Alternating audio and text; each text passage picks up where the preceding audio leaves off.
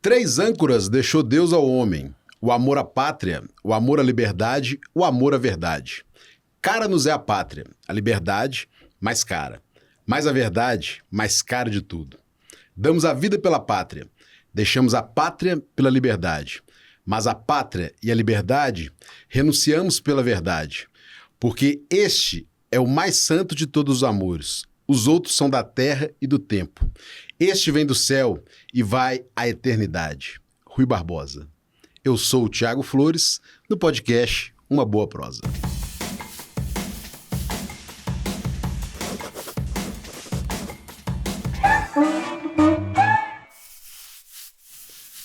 O nosso convidado é Edson Rodrigues Gonçalves, popularmente conhecido como Edson Soró. 49 anos, advogado popular, presidente do Partido dos Trabalhadores de Betim, casado, pai da Ingrid e do Vinícius, militante social e partidário. Seja bem-vindo, Soró, no podcast Uma Boa Prosa. Muito obrigado, Thiago, pela oportunidade. Quero parabenizar pela iniciativa de estar realizando esse podcast, Uma Boa Prosa. Parabenizar também pela arte, o Berzé mandou bem demais. E também agradecer aqui a equipe, os meninos, a turma toda aqui da Missão Ramacrisma. É um prazer estar aqui para a gente bater esse papo. A produtora Antenados aqui do Instituto Ramacrisma, o pessoal é bom de serviço mesmo. E aí, Soró, a gente sempre começa com uma apresentação mineira. Você é filho de quem? Você mora onde? Você mexe com o quê? E tem até uma foto que vai te ajudar nessa apresentação mineira aí. Aí que bacana. Essa foto é lá no Rio Minas, lá na colônia de Santa Isabel. Eu sou filho do Lorival, sou louro, é esse que está de braços cruzados ali, à esquerda. O meu pai era muito colado na minha tia Nair, E a minha tia, o meu avô, quando morreu, ele deu os filhos para os outros. Minha avó morreu, meu avô era muito chapadão demais de álcool, então ele deu os filhos para os outros. O meu pai era muito colado com a minha tia Nair, que teve hanseníase. E a minha tia foi levada para a colônia, compulsoriamente, colônia de Santa Isabel. Quando meu pai descobriu, que a minha tia estava aqui na colônia, aí ele veio para cá, para ficar perto dela, que é um pouco da história ali de Citrolândia, A gente foi morar em Citrolândia. Então eu fiz o meu ensino primário lá na escola, no Frei Edgar Grotti, lá embaixo na colônia. Então eu sou filho do Sr. Lorival, da Dona Maria de Fátima. Minha mãe é militante da Igreja Católica, ela é ministra da Eucaristia. Então sou filho do Sr. Lorival e da Dona Maria de Fátima. Pai da Ingrid, a Ingrid tem 19 anos, estuda lá na UFOP em Ouro Preto. E o Vinícius estuda na Amélia Santana, faz segundo grau, tem 15 anos. E você mora onde hoje? Hoje eu moro no Bom Retiro, é um bairro aqui da Regional Norte. Passou ali o Parque Exposição, a PUC Parque Exposição, moro exatamente atrás do antigo Caipirão do Lapinha, hoje Igreja Batista da Lagoinha, bairro Bom Retiro. E você mexe com o quê? Então, eu sou advogado, sou formado pela PUC, me formei em 2011, tem mais ou menos 10 anos que eu advogo. Hoje eu estou prestando uma consultoria para a Secretaria Nacional de Participação Social do Governo Federal, que nós estamos aumentando esse processo aí de participação social.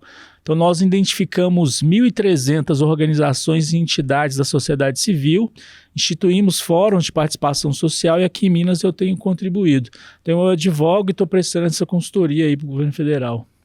Como é que foi essa trajetória sua na cidade de Betim? Quando você veio para cá, nessa foto também você aparece nela também.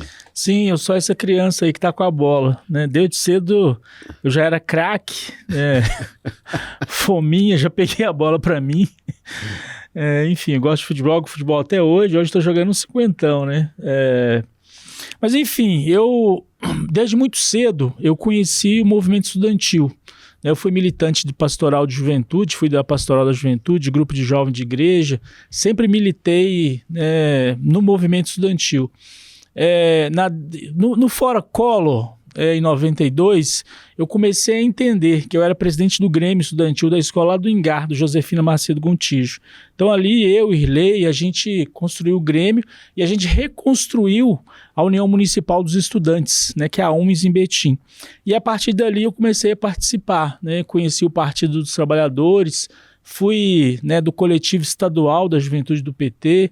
Depois eu tive a oportunidade de trabalhar em Uberlândia com o Wellington Prado, né? Ele era vereador e a gente ganhou a eleição para deputado estadual. Quando a gente voltou, né, tive a oportunidade de ser dirigente estadual do PT. Quando a gente esteve na prefeitura, coordenei o orçamento participativo da juventude. Depois tive a oportunidade no governo da Maria do Carmo de ser secretário de governo. Enfim, a minha trajetória política e minha luta política se confunde também com a construção do PT na cidade, né? Desde quando eu tinha 16 anos de idade, eu participo da vida política de Betim. A gente vai voltar nessa questão política, mas uma coisa que você falou, e eu sei que você gosta muito, é a questão do futebol. Eu queria que você avaliasse a importância da cidade, o tamanho de Betim, de ter um time profissional na primeira divisão, né, do Campeonato Mineiro. E eu sei e vejo, né, acompanho pelas redes sociais, que você, né, acompanha os jogos, participa da torcida organizada, tudo. Eu queria que você falasse um pouco sobre isso. Tô sempre lá. Tem 3 anos consecutivos, 4, né, que na verdade o Betim ficou aí esse tempo aí para tentar subir para a primeira divisão. Então, assim, sempre que eu posso, né, tô lá dando essa força, sempre troco ideia com o Fred, que é o nosso presidente. Eu acho que cria uma identidade, né? Qual que é um dos grandes gargalos de Betim, que nós somos formados, né, nossa população é formada por um grupo de pessoas que veio de várias regiões do estado. A gente tem poucos elementos de ligação. E eu acho que o time do Betim ele tem essa característica, sabe? De dar um sentimento de pertencimento, né? Então, assim, eu acho muito bacana ter um time na primeira divisão, né, que disputa. Né? Esse ano a gente teve a oportunidade de ver o América jogar aqui em Betim, né? Nós fomos lá no Mineirão assistir Cruzeiro, né, e Betim. Então isso é muito legal, isso é bacana. Isso que você falou é interessante, que o esporte e a cultura, ela faz esse elo de ligação, né? A gente pega lá o nosso bloco de carnaval, que é o Cueca do Avesso, participa todo mundo. E é um bordão do Serginho Kibe, que é outro amigo da gente, que fala assim, aqui cabe todo mundo, né? Exatamente. Serginho é um parceiraço, gente boaça. O Serginho sempre fala muito isso. E é uma das, né, nós vamos entrar nesse assunto depois, mas uma das coisas que eu acho interessante, e é um ponto de divergência que eu tenho, né? O ex-prefeito, ele tinha muita dificuldade com essas questões culturais. Porque a cultura, ela tem essa capacidade que você falou, de juntar as pessoas, de abrir o horizonte, né, de abrir perspectivas, e você, de alguma forma, você dialoga sobre os grandes problemas da cidade através da cultura. Então, por exemplo, o carnaval esse ano foi muito bacana, muito legal, acho que está de parabéns por ter realizado e por estar incentivando, né, para que as pessoas possam exercer ali o seu direito de divertir, né, de se organizar através dos blocos, né, e de trazer temas importantes, igual o Centro Cultural trouxe, né, a Casa Cultural trouxe nesse debate, vocês também lá do Morran, enfim. Eu acho que Cueca do Avesso. Muito legal o Cueca do Avesso, né, a bateria Teco Martins e o bloco de carnaval Casa Cultural Dona Antônia. Soró, e essa foto? Aí um Soró mais novo, aí um fusquinha atrás. Conta um pouquinho desse início e dessa trajetória social. Você já até entrou na questão da militância, né, no Grêmio Estudantil, mas e essa militância política? Eu não posso só para o bloco intervalo, até participei, né? O bloco intervalo é formado por professores e traz essa questão da ideia do intervalo, né, para ter saúde mental. Então também mandar um abraço para Fernando. O bloco do intervalo, o intervalo do recreio ali? O intervalo para todos. Não, todos. De modo geral, né? Mas é a ideia do intervalo. Mas eu mandar um abraço pro Fernando, pra galera toda, elas estão me... Senão eles vão pegar no seu pé, falar assim, falou do Unidos da Antônia, falou do Cueca do Avesso, não falou do intervalo? Não falou do bloco intervalo. Mas essa foto, nós estávamos lutando pelo passe livre aqui em Betim. Eu fui presidente da UMES, né? Eu era do Grêmio Estudantil lá da Escola do Engar e depois eu fui estudar no Gigante. E eu ajudei a reconstruir a União Municipal dos Estudantes. Primeiro eu fui vice-presidente, depois eu fui presidente. Nessa época aí a gente estava começando, a década de 90, início de 90. Soró, tem um vídeo que é uma atuação sua como advogado popular. A gente vai soltar o vídeo aqui, depois você vai comentar pra gente dessa atuação como advogado popular, essa luta por moradia, essa questão aí da terra, da distribuição de terra, dessas questões, né, que você milita como advogado popular.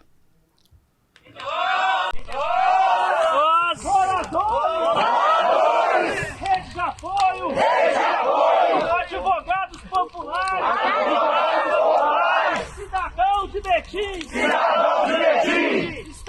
aqui hoje, dia 8 de agosto, trancando a 262, para dizer pro prefeito municipal, para os vereadores, para toda a população do Brasil, para a MRV, que nós temos o direito de continuar morando. A Constituição da República. Comenta pra gente aí essa atuação. Então, eu sou advogado popular da RENAP. A RENAP é uma rede nacional de advogados e advogadas populares. O que a gente entende?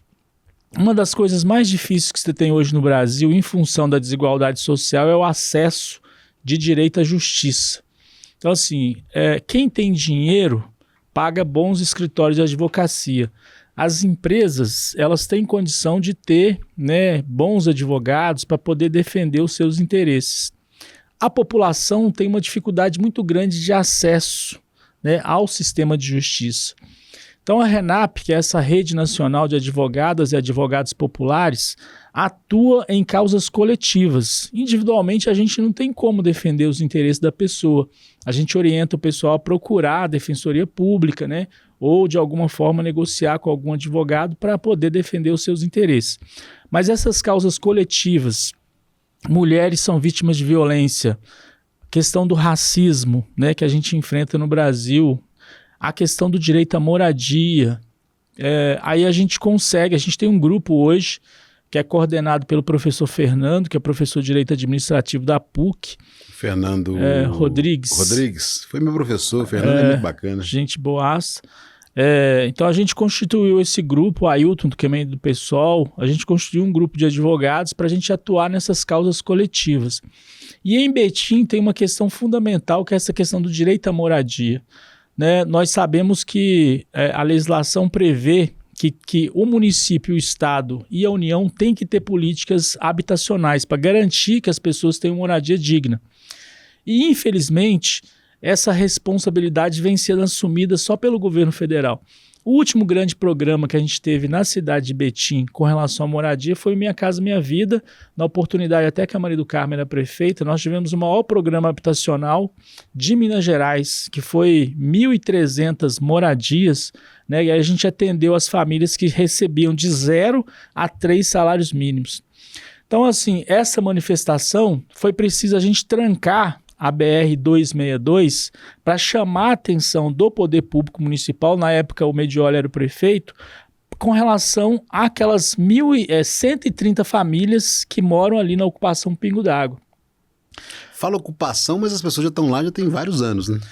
É porque lá é um terreno que a princípio, né, era da MRV. A MRV fez uma negociação com uma permuta com o permissionário, com o dono lá do terreno, em troca ia passar parte dos apartamentos que ela iria construir. Nesse processo, a população foi e ocupou a área. Então a gente chama de ocupação por causa disso, né? Eles ocuparam a área. Nós estamos resolvendo essa situação lá, em parceria com a Prefeitura, o Governo do Estado, a MRV. Nós estamos fazendo, até hoje tem uma audiência no Ministério Público em Belo Horizonte, às 15 horas. Né, o doutor Joab está participando das negociações, está muito avançado. No final do ano passado, a Prefeitura fez um decreto de desapropriação da área. Agora a gente vai começar o processo de discussão da REURB, né, para a gente poder resolver a situação. Então, assim, nós estamos chamando a atenção dessa questão da moradia, porque além do Pingo d'Água, você tem os moradores ali da Beira-Linha, no Betim Industrial, você tem os moradores lá no Morada do Trevo, você tem os moradores atrás do hospital Mater Dei, mas enfim, você tem algumas situações hoje em Betim que o poder público municipal tem que se dedicar para resolver esse problema. E aí a advocacia popular nos permite colocar essas questões em pautas para que o poder público possa atuar e agir, né, para resolver o problema das pessoas, em especial esse que é um direito no nosso entendimento, que é o direito de morar. Você falou da questão do Minha Casa Minha Vida. Como que você avalia essa questão dessa implementação, né, desses módulos familiares, né, de prédios? Como é que você avalia essa questão do programa como um todo? Ô, Thiago, nós tivemos muito problema aqui, né? Porque o programa, ele tem suas fases, né? Você tem lá a definição do terreno, que envolve a prefeitura e a negociação com o governo federal. Depois você tem o processo de construção. Depois você tem os critérios de definição das famílias que estão ali, né, dentro daqueles critérios para poderem serem beneficiadas com o direito, né, de ocupar aquele imóvel. E, posteriormente, você tem uma situação que chama pós-moradia, que aqui em Betim não aconteceu, entendeu? Esse pós-moradia não aconteceu. Então, assim, você tem alguns gargalos para você resolver. Aqui em Betim, por exemplo, nós temos problema com relação ao tráfico, com a ocupação irregular desses apartamentos, pessoas que, às vezes, o governo federal, nem o governo municipal, nem a Caixa Econômica tem condição de acompanhar, e a pessoa desfaz daquele patrimônio e volta a morar numa situação de vulnerabilidade. Assim, o programa é muito bacana, muito legal, mas também nós precisamos entrar num outro processo. A maioria das pessoas, se você fazer uma pergunta para elas, vão escolher construir a sua moradia. Então o governo também tem que pensar nisso, assim, né? Como que você consegue desapropriar, né, terrenos que hoje não cumprem a função social, e você pode passar para organizações, entidades, para construir, né, coletivamente, junto com essas pessoas sem casa, que necessitam de moradia, outras formas de ocupação, sem ser prédio. Mas Você me fez lembrar de um caso lá de Estrolândia, que quem é de Estrolândia sabe que o conjunto de Carlino Cabral, a gente fala casinha. Quem é de lá fala casinha, conjunto de Carlino Cabral, mas fala casinha porque foi um programa habitacional da época do Carlyle e ele fez outros conjuntos assim, e as casas eram tudo iguais, né? As casas bonitas, pintadinhas, tudo iguais. E tinha um amigo nosso, não vou falar o nome dele, você deve ficar bravo comigo. Tinha um amigo nosso que mudou para uma casinha dessa. Logo implantou o conjunto e ele mudou e aquela confusão de mudança, aquela coisa tudo e tal. E aí ele mudou para a casa daquela e ficou uns 2, 3 dias organizando a mudança e depois ele saiu, tomou todas, né? E ele era do bairro mesmo, então os meus amigos, as coisas, tomou todas. E na hora que ele voltou para casa, aí dizer que olhava, não é essa rua, não é essa. Aí dizer que bateu numa casa, ele falou assim, bateu na casa e falou assim, oh, dona. Aí saiu a mulher, falou, seu marido tá aí? Aí ela falou, tá dormindo, quer que chame? Não precisa chamar não. Aí dizer que foi, aí bateu e outro, ô, de casa, seu marido tá aí? Aí ela, não, saiu pra beber e até agora não voltou. Eu falei assim, então vem cá ver se não é eu. Porque ele falou que realmente ele perdeu o rumo. O Lula conta uma história parecida, né? Você vai chegar num lugar e as casinhas tudo iguais. Mas você falou de Citrolândia. Citrolândia é uma grande ocupação, né, Thiago? Sim, sim. E eu acho que eu defendo tanto essa questão do direito à moradia, porque, né, nós somos Citrolândia. As casas eram muito ruins, muito pequenas, tinha poucas condições. Nós somos 8 irmãos.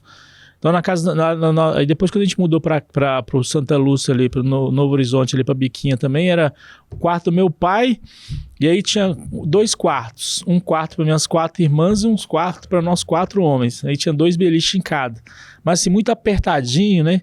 Então, assim, tem uma discussão que a gente faz que chama princípio da moradia digna.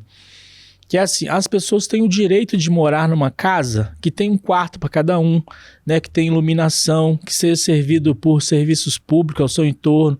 Então, assim, é um conjunto de políticas públicas que envolve o direito de morar, né, que as pessoas têm que ter transporte para poder ir trabalhar, tem que ter posto de saúde, as mães têm o direito de ter escola, creche próximo, asfalto, enfim.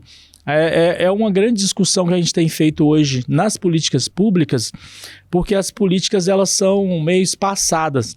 Às vezes, o poder público consegue atender uma pessoa numa determinada finalidade dela, mas ela tem várias outras e que as políticas poderiam ser mais trabalhadas de formas coletivas, para que você pudesse ter menos dispêndio de recursos e otimizar o recurso público, né? Você falou bastante do Lula, queria deixar uma foto, uma primeira foto do Lula antes de ser presidente, você bem mais novo. Fala um pouquinho dessa foto aí. Então, essa foto foi em Belo Horizonte, a oportunidade que o Lula teve aqui, ela foi antes do Lula ser presidente da República a primeira vez. Eu até tive a oportunidade depois de encontrar com ele, eu falei, eu sou pé quente, eu tirei uma foto com você antes de você ganhar. Aí depois ele ganhou de novo a eleição, né? É isso aí. Essa já é mais recente, com ele... Ele já tinha sido presidente aí, né? Isso aqui ele estava indo para esse mandato agora, o terceiro, já tinha sido 2 vezes presidente da República. E eu queria que você já emendasse nessa questão das disputas de eleições que você já participou. Desde lá atrás, de vereador para deputado, o último pleito agora, você deu uma votação expressiva, eu queria que você entrasse um pouco nisso aí. Então, Thiago, tem uma máxima aqui, Betim, eu acho que de modo geral, né, tem uma máxima que fala assim, que eleição vale tudo, só não vale perder. Eu discordo completamente dessa máxima, né? Eu acho que nós não nascemos com mandato. O mandato é uma conquista e ele só faz sentido se for a serviço de algo, de algum coletivo, de grupos políticos que disputam poder na cidade, né? E para atender a demanda da população. Eu estava vendo essa semana o que aconteceu lá no Teresópolis, né? Teve a morte de até hoje eu não sei se é um adolescente, se foi uma menina ou mulher, homem ou mulher, né? Mas eu sei que teve a morte de uma pessoa jovem, né? Que é um dos problemas que a gente enfrenta também no Brasil, né? Que é o extermínio, né, da nossa juventude. Independente do que a pessoa está fazendo, o Estado não tem o direito de tirar a vida de ninguém, né? Mas assim, hoje nós estamos vendo cada vez mais a milícia e o tráfico participar do processo político eleitoral. E as pessoas, elas estão dispostas a fazer qualquer coisa para assumir o poder. Só que isso tem consequências, né? Se você assume uma cadeira na Câmara Municipal, mas você não tem a liberdade para poder questionar qualquer tipo de coisa, apresentar projetos de lei que de fato vão mudar a vida da população, não faz sentido você só ganhar um espaço para se auto-beneficiar. E o que nós do PT defendemos é que a política ela é fundamental, mas é para poder emancipar as pessoas e não tornar você, né, refém de uma situação que você mesmo está se colocando. Então eu discordo dessa máxima aí de que na política vale tudo, só não vale perder. Eu acho que na verdade, quando você não é eleito, né, eu tive 2.330 votos, não significa que a gente não ganhou. Na verdade, nós apresentamos uma proposta, fomos honestos, né, não compramos votos, não fizemos boca de urna, aí a gente se colocou na cidade. E agora, a população decidiu, né, que não quis, de alguma forma, que a gente estivesse lá representado, mas nem por isso a gente perdeu a dignidade, aquilo que a gente acredita enquanto, né, agente político na cidade. Entrando nessa questão do Partido dos Trabalhadores, eu queria que você falasse um pouquinho sobre essa conjuntura nacional hoje, extrema-direita, direita, centro, esquerda, extrema-esquerda. Você acha que está bem definido essas correntes ideológicas assim, na sociedade? Eu tenho falado muito sobre essa questão do que é o poder, né? O poder é a capacidade de transformar a vida do outro. Em última análise, as pessoas dizem que o poder é a definição de onde vai ser aplicado o dinheiro. O que está acontecendo hoje no Brasil? O Congresso Nacional se apoderou do orçamento do Estado brasileiro. Eles elegeram a maioria, né? O PL elegeu a maioria de deputados, enfim, você tem um centrão ali. E o que está acontecendo? A população elegeu o Lula, mas não deu o Lula a maioria, né, no Congresso. Então o Lula é obrigado a negociar com um grupo de parlamentares que não tem nada a ver com o projeto político que o Lula apresentou. E aí, isso causa um conjunto de dificuldades, porque você tem que passar, né, espaços no governo e discutir essas questões das emendas parlamentares com esses deputados que querem dinheiro, querem poder, querem se manter ali na estrutura. E isso dificulta muito, né, o trabalho. Então o governo federal, né, o governo do presidente Lula gastou nesses 2 primeiros anos de governo muita energia para poder manter os direitos trabalhistas e manter recursos em áreas que a gente acha fundamental. Saúde, educação, geração de emprego e renda, né, moradia, essas questões sociais. E aí, hoje, nós estamos enfrentando um processo em que a verdade está relativa. Não existe mais uma verdade absoluta. Eu acho que a verdade é absoluta, mas a verdade está relativizada. Então, assim, você faz uma coisa, mas o seu adversário fala nas redes sociais para um público específico que você está fazendo o contrário, e é muito difícil você provar que o que você está dizendo é verdade. Além de relativizar a verdade, é sequestrar a fé. Então, assim, eles estão usando ainda a fé das pessoas para poder mostrar que o que eles estão dizendo é verdade. Então, nós temos vários problemas hoje do ponto de vista de relações, né? Isso ainda tem a questão você tem um bordão antigo que a gente falava assim, eu sou igual São Tomé, eu só acredito vendo. Hoje com a inteligência artificial você vê a pessoa falando, a pessoa é o vídeo, mas depois ainda tem que checar se o vídeo é real, se é tudo. Então, assim, tá muito louco nessa questão da fake news, da política como um todo, né? Eu acho que a gente precisava muito de discutir ética, moral, né? Porque investir muito em educação, porque eu acho que é só isso que vai fazer. Se a gente continuar nessa linha de que vale tudo, de que o mais importante é eu me dar bem, não vai ter... É muito difícil de você fazer debates políticos, ideológicos. Mas assim, nós temos 2 grupos hoje no Brasil bastante definidos, né? Você tem um campo, né, que o Lula está coordenando enquanto presidente da República, é um campo democrático popular a nível nacional, e você tem a extrema-direita, né, que eu acho muito provavelmente o Bolsonaro, né, réu, ele vai ser preso porque no futuro não tem como alguém que atentou contra a democracia, contra o Estado Democrático de Direito, igual o Bolsonaro e esses generais que estavam ali próximo dele, não tem outra saída a não ser a prisão, né?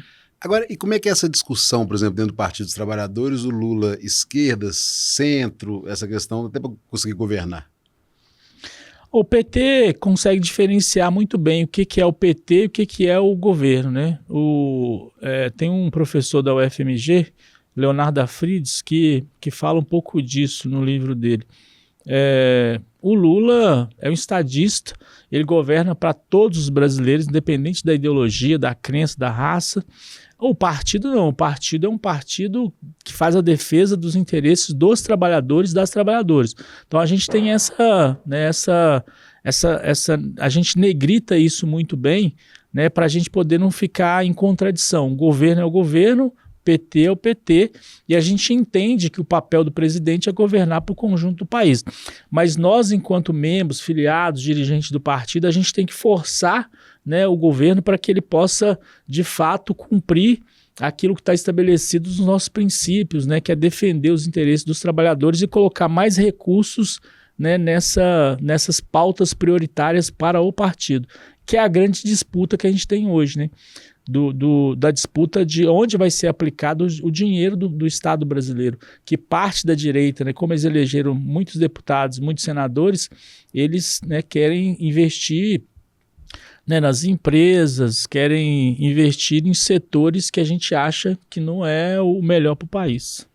E essa análise de conjuntura quando a gente chega no estado de Minas Gerais, com o Zema aí, essa perspectiva de futuro? Então, o Estado... Ele tem pouco papel na cabeça do eleitor mesmo, das pessoas, ele tem pouca... As pessoas sabem quem é o prefeito, né? Sabem as funções ali, estão muito bem delimitadas, e sabem quem é o presidente da República, né? Porque a questão da economia define muito a vida da pessoa. O Estado, no Brasil, ele tem pouca funcionalidade ali, as pessoas têm pouca capacidade de entender muito bem o papel, né, do Estado. O Zema, né, ele ganhou as eleições, na minha opinião, um golpe de sorte, né? Lógico que você fala eleição para governador vai ser sorte, mas na verdade foi sorte. Ele, na verdade, foi beneficiado, né? O Pimentel, na época, não queria que o Anastasia fosse para o segundo turno, meio que jogou ali, ajudou ele de alguma forma. A Anastasia, da mesma forma, queria tirar o Pimentel da disputa. Aí o Zema subiu entre os dois, né? Acabou ganhando aquela eleição no primeiro turno. Foi, não, no segundo turno, mas enfim. Segundo turno. Eu lembro que eu votei na Anastasia. O Zema tem feito um papel, assim, de tentar privatizar o Estado, né? Tá tentando privatizar as estatais. Ele tentou mudar a Constituição do Estado de Minas Gerais, porque para você fazer processo de privatização das estatais de Minas, você precisa fazer consultas públicas, tem que ter uma burocracia. Então ele tentou diminuir, né, essa participação popular no processo de decisão sobre essas estatais. Ele tem feito um desserviço, né, à educação, os servidores da educação e da saúde, e ele está se colocando como uma alternativa política, né, da extrema-direita. A última vez que o Lula veio aqui, até em Betim mesmo, ele fez na minha opinião, foi uma falta de respeito, né, fez uma fala desrespeitosa com relação ao Lula, o pessoal fala, tentou mitar, né, nas redes sociais. Eu acho que o tiro saiu pela culatra, porque o Lula respondeu ele à altura, e eu acho que o Zema é uma alternativa, né, desse campo da direita, mas eu acho que ele tá comendo banana com casca, até os próprios primatas, né, já lá na natureza, eles tiram a casca da banana para comer, o Zema querendo que o povo coma, né, aumentou o salário dele em 300%, enfim, eu não consigo identificar muito assim, né, o que é o governo Zema. A gente sabe assim, essa tentativa dele de desregulamentação, uma tentativa de privatização das estatais e de se colocar enquanto alternativa política, mas eu acho ele muito fraco e acho muito pouco provável que ele seja o candidato aí da extrema-direita. Trazendo para a conjuntura de Betim agora, né, o PT já administrou a cidade por 3 mandatos. No último pleito agora, a cabeça de chapa foi o doutor Vinícius, pela coligação, né? E você consegue imaginar aí, a curto, médio, longo prazo, o PT voltando a administrar a cidade de Betim? Ô, Thiago, ou a coligação, né? Agora é uma coligação. Como a gente governa o país e o PT é o maior partido de esquerda da América Latina, e o partido ele tem, né, uma identidade nacional, assim, a gente pensa, age e atua, né, no estado, no município e a nível nacional. Igual você falou, a gente já foi governo por 3 oportunidades. Todas as vezes que a gente esteve à frente da prefeitura, nós fizemos inversão de prioridade, né, nós priorizamos, né, as periferias, a gente cuidou da saúde, da educação, cuidamos das questões sociais e, fundamentalmente, a gente colocou a população para ajudar o poder público a decidir onde que aplica melhor os recursos públicos. Né, quando você chama, né, a Dona Maria, né, para ela poder dizer para o poder público onde que é melhor aplicar o dinheiro, né, se é melhor construir uma creche, se é melhor asfaltar 1 quilômetro de estrada, se é melhor construir uma unidade básica de saúde, se o dinheiro pode ser colocado para gerar emprego e renda, né, ela sabe exatamente, né, como ela tem aquela experiência ali de fazer as compras, de pagar água, luz, pagar o aluguel, ela sabe exatamente o que é fundamental. Então, as nossas gestões foram boas nesse sentido. Infelizmente, nós enfrentamos uma situação com relação ao ex-prefeito, que é dono do jornal O Tempo, de muita tensão, né?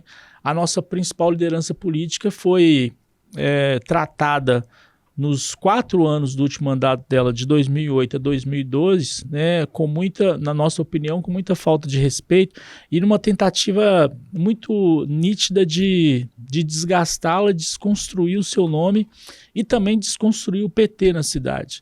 Mas, assim, em todas as pesquisas de opinião, o Partido dos Trabalhadores continua como uma referência. Nós somos o maior partido do ponto de vista de as pessoas, mais de 20% se identificam com o PT. O povo ainda tem essa memória, né, de quando a gente governou a cidade. E, logicamente, que a gente está numa fase de transição geracional, né? Nossas principais lideranças políticas, elas já estão um pouco mais com idade, mas a Maria do Carmo ainda se apresenta como uma alternativa, muito provavelmente deve ser nossa candidata a deputada estadual, né, pelo PT, e nós estamos, né, construindo aí. Agora, para além do PT, a gente tem essa federação, né? O Vinícius foi o nosso candidato porque ele se apresentava como, na época, o melhor nome do ponto de vista eleitoral. Tem várias posições, né? Assim, o pessoal fala, mas tem divergência política. Naquele momento a gente entendeu que o Vinícius reunia as melhores condições para devolver Betim ao seu povo, que era a nossa opinião naquele momento. Agora, por futuro, a gente vai ter que conversar, dialogar e ver qual que é o melhor caminho. Nessa questão de política, né, política partidária, social, tudo, eu queria que você avaliasse um pouco sobre o interesse da juventude hoje pela política, na sua opinião, e o que se faz necessário para que essa pauta política possa ganhar o interesse da juventude. Hoje de manhã eu estava conversando com meu filho, meu menino tem 15 anos, né, sobre a importância dele estudar, né? Tem fases na sua vida que elas não voltam mais, né? Então, quem ao longo da história do Brasil, quem foi capaz de enfrentar a ditadura foi a juventude, quem brigou para ter direito de votar, né, nas diretas já foi a juventude. Quem construiu, né, as grandes centrais sindicais, os partidos de luta, quem foi para a rua no Fora Collor, enfim, a juventude tem uma energia, uma disposição e uma característica fundamental. Ela questiona a ordem social vigente. Então, assim, acho que se hoje, né, a juventude não está com esse papel de protagonista, mas isso é intrínseco, né, à situação dela enquanto jovem. Né, um jovem na sua casa, por exemplo, quando só tem uma televisão, seu pai quer ver uma coisa, o jovem quer ver outra coisa, ele tem coragem de falar, eu quero ver isso por causa disso, eu preciso disso, preciso daquilo.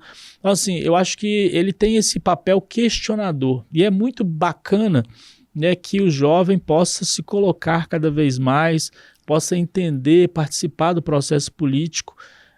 Agora, nesse momento atual, em função das redes sociais, a gente está tendo quase que eles estão apáticos, né? Estão bem, na minha opinião, têm participado menos, mas é um grupo que a qualquer momento ele pode despertar esse sentimento e também saber da sua importância, né? Porque assim, quando você se utiliza a energia, né, a capacidade dele de transformação, ele tem muito poder. E, infelizmente, hoje, se a gente não disputar a nossa juventude, né, com o narcotráfico, a violência, com a prostituição, e garantir que ele tenha acesso à cultura, esporte, lazer, mercado de trabalho, educação, ele acaba canalizando essa energia para outras coisas, tráfico, enfim. Eu acho que a gente precisa de ter perspectivas de trazer a juventude para o processo político. Primeiro, que eles são fundamentais, e segundo, que você precisa fazer essa disputa do ponto de vista cultural. Sora, eu entrevistei o Léo Contador num outro programa e ele falou que ele foi servente de pedreiro e quase chegou ao meia colher, que é o quase que um pedreiro, né? Você já trabalhou nesse ramo da construção? Eu já, mas eu passei longe da meia colher, eu só fui servente. Teve uma vez um primo meu, Zezinho, ele virou pra mim e falou assim, arrumei um serviço bom. Eu falei assim, o que você é? Ele falou assim, eu sou auxiliar de servente. Eu falei, vai ver, o que você faz então? Eu achava que aquele negócio de luzinha, aquilo era só desenho. Tinha um cara lá perto de casa, o cara trabalhava demais. Ele falou, você quer ir comigo fazer um piso de um passeio? Eu falei, vou. E eu saí de casa sem tomar café. Rapaz, quando foi dando assim umas 11 horas, aí eu fiquei tonto, e aí eu vi aquelas luzinhas, eu falei, não, eu achava que aquilo era só desenho, mas não é não. Mas eu já catei lata, vim de picolé, esterco, já fui pra Feira Hippie carregar os produtos lá dos feirantes, tudo na perspectiva de arrumar algum dinheiro para poder chegar em casa com alguma coisa. Eu gostava de comprar fruta. Chegava em casa, pelo menos você chegava com alguma coisa concreta. Eu te perguntei do pedreiro porque um dos nossos patrocinadores numa Boa Prosa é a Seiton, que é uma empresa especializada em execução de projeto de engenharia, né, especializada na gestão de serviços na área de construção e reformas. E hoje, e também essa pergunta tem muito a ver com isso, porque hoje, até eu acho que da questão digital, dessa questão, né, da tela, do celular, essas profissões, né, que mexem muito com a mão, né, essa questão do pedreiro, próprio pintor, próprio mecânico de automóvel, essas profissões hoje, cada vez mais elas estão em desuso, mas cada vez mais elas estão necessárias, né? Hoje, se você achar um pedreiro é muito difícil, se você achar um mecânico bom é muito difícil. Então, assim, eu acho que está faltando essa conectividade também com essas profissões, um pouco das pessoas, parece que existe uma desvalorização trazida até pelo mercado, pela mídia, dessas questões como um todo, e são profissões que elas estão, cada dia mais o mercado está necessitando delas, né? Ô, Thiago, você entrou num ponto, só fazer um paralelo, as políticas de transferência de renda. Alimentação é um negócio assim fundamental, né?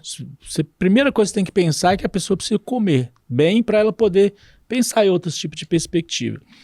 Tem um discurso de parte da população que fala que não tem mais pessoas mão de obra, né, força de trabalho, porque as pessoas estão recebendo Bolsa Família, algum tipo de política de transferência de renda, e ela não abre mão daquele benefício para poder trabalhar. Durante muito tempo, né, no governo da Dilma foi fundamental, a gente regulamentou uma luta antiga, desde a Benedita, no Rio de Janeiro, com relação à empregada doméstica.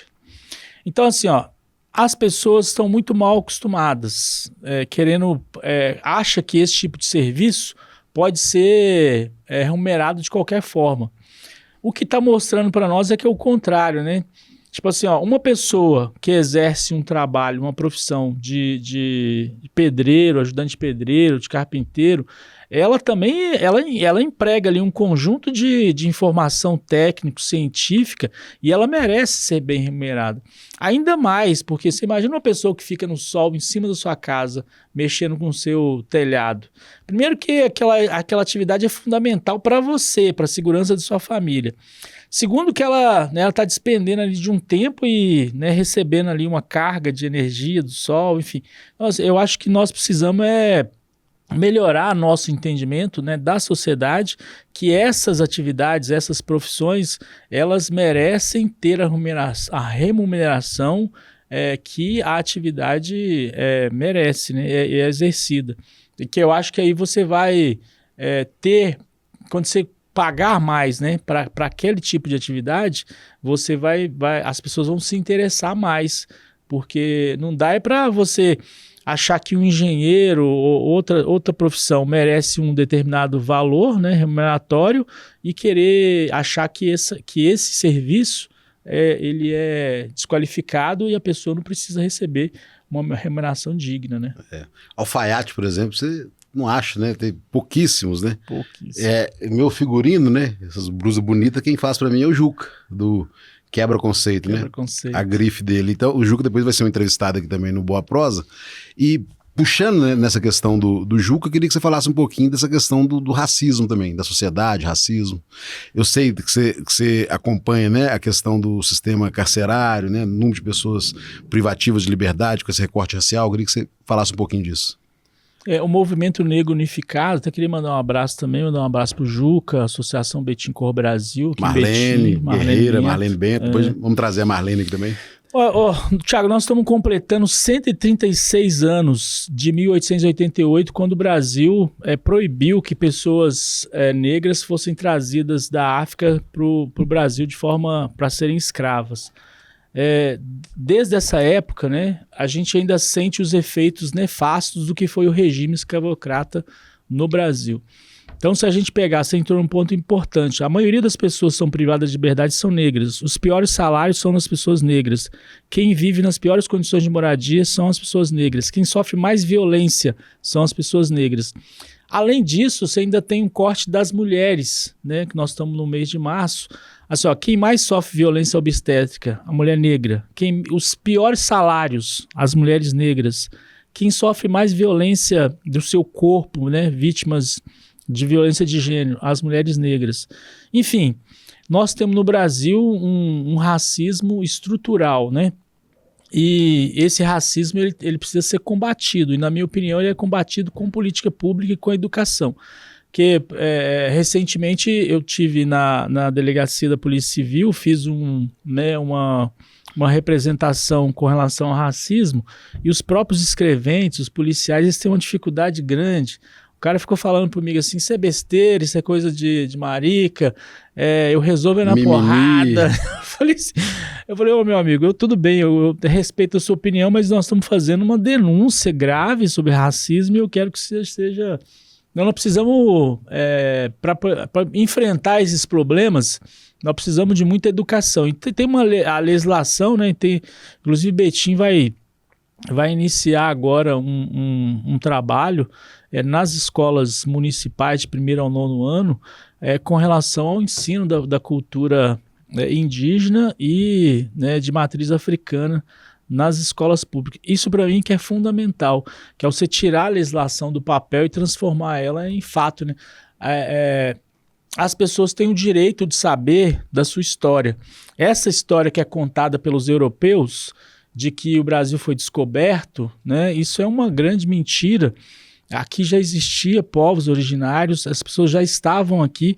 O que aconteceu foi a imposição de uma cultura em cima de pessoas que viviam da terra, né? Preservavam isso tudo que a gente tinha aqui, nossos rios, nossas matas, nossas florestas. E a questão do movimento negro, só para finalizar, nós no Brasil, nós precisamos fazer com que as pessoas saibam dos seus direitos, sabe? Para mim a questão do direito é fundamental, porque quando você é possuidor, né, conhecedor dos seus direitos, você reivindica, você é capaz de questionar aquilo e não aceitar qualquer tipo de questão. Já chegando aqui nas perguntas finais, Soró, na conjuntura municipal, 8 anos de Vitória e 4 meses de Heron, suas impressões entre semelhanças e diferenças entre os dois prefeitos? Então, Thiago, eu acho o seguinte, o Heron tem se mostrado um prefeito mais aberto ao diálogo, né, às conversações, tem, né, acho que feito sinalizações interessantes. Quando ele vai, né, na atividade do Morran, veste a camisa, quando ele afirma que o que aconteceu em Mariana e Brumadinho foi um crime, né, ambiental. Agora, o que tem na cidade é saber se de fato ele vai ter autonomia política, administrativa e econômica para poder ser de fato o prefeito. O Heron prefeito, as pessoas de alguma forma estão gostando, né? Está no início ainda, né? São 4 meses de governo. Agora, o Heron, que é superveniente às questões do ex-prefeito, esse Heron, as pessoas não falam tão bem, né? nas ruas da nossa cidade.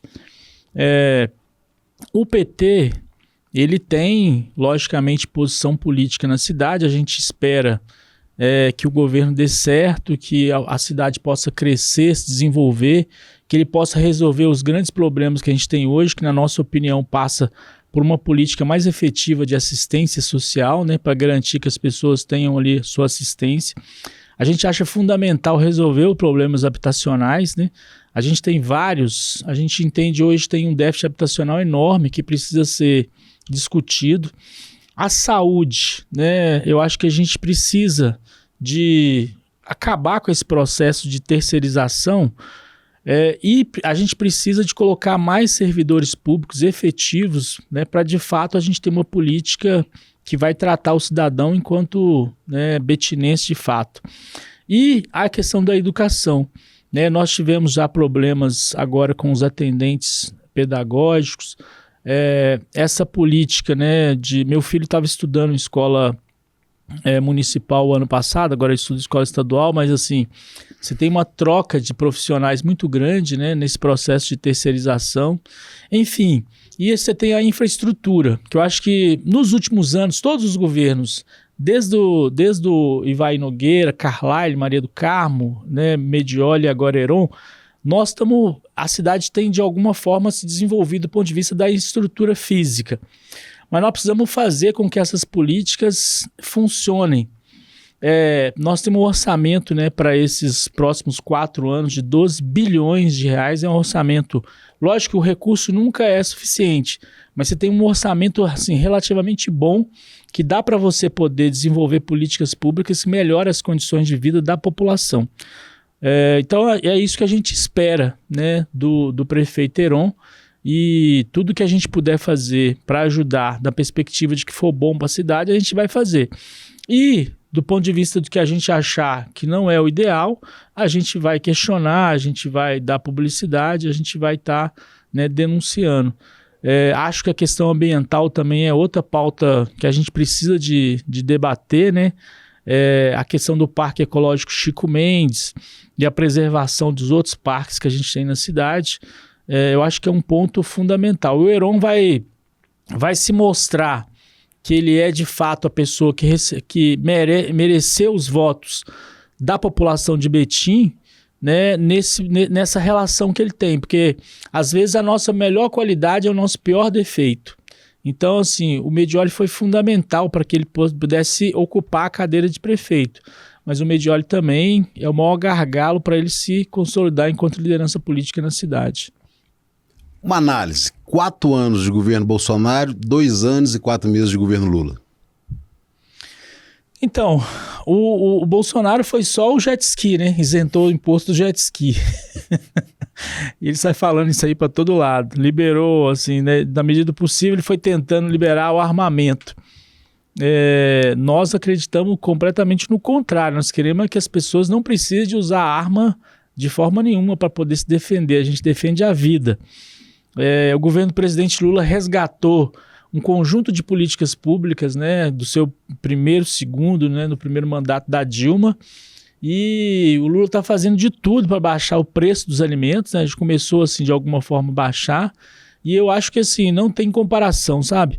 O governo do Bolsonaro, a maioria dos ministérios, né, tudo, eu, por exemplo, como advogado, tem uma época que eu estava advogando previdenciário, você não tem resposta sobre as demandas que são apresentadas, sabe?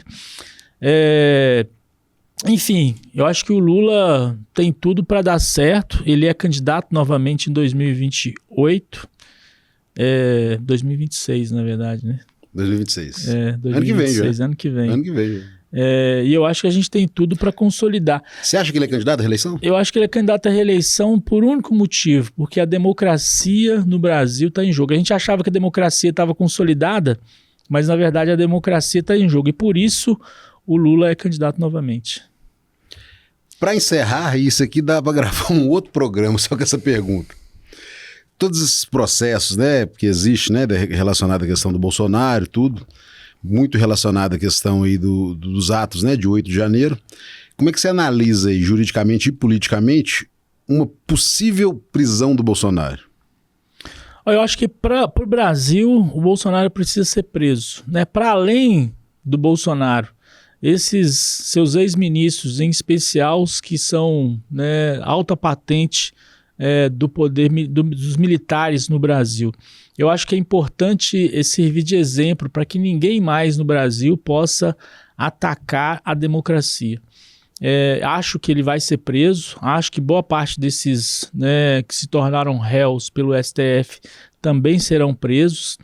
E acho que é fundamental a vitória do presidente Lula para que a gente possa defender a democracia e o direito das pessoas de poderem se posicionar da forma que quiserem, sabe, Thiago? Acho que nós não precisamos concordar um com o outro com relação à posição política, com relação às questões, mas a gente tem que ter o direito nosso garantido de nos posicionar sobre o que a gente quiser.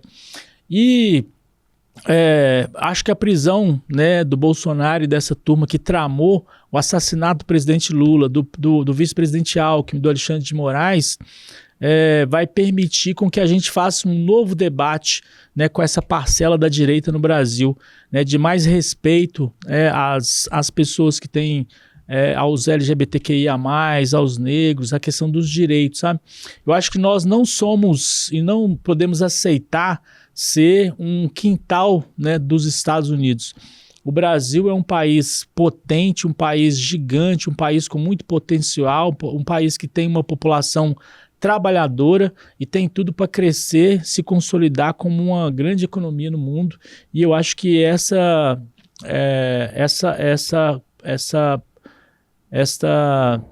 nossa senhora, hein? Sai a palavra. Mas enfim, acho que a gente vai se consolidar com o Lula tendo mais uma oportunidade de governar o país por mais 4 anos. Queria te agradecer, Soró, pela disponibilidade de estar batendo essa boa prosa com a gente aqui. Eu que agradeço, queria agradecer aí a galera toda que esteve aqui com a gente, né? Muito bom, prazer, viu, gente? Parabéns aí pelo espaço. E eu queria agradecer de novo aí, parabenizar o Berzé mandar um abraço pro Berzé em nome da Tuta, que estaria fazendo aniversário caso ela estivesse aqui com a gente. Tuta, onde você estiver também, um abraço para você. Queria te agradecer, Thiago, pela oportunidade. Uma boa prosa. Achei que foi uma boa prosa mesmo. Foi uma boa prosa. Obrigado, valeu. Soró. Obrigado a todo mundo que acompanhou esse nosso programa Uma Boa Prosa. E até nosso próximo encontro. Um abraço, pessoal. Tchau, valeu. Tchau.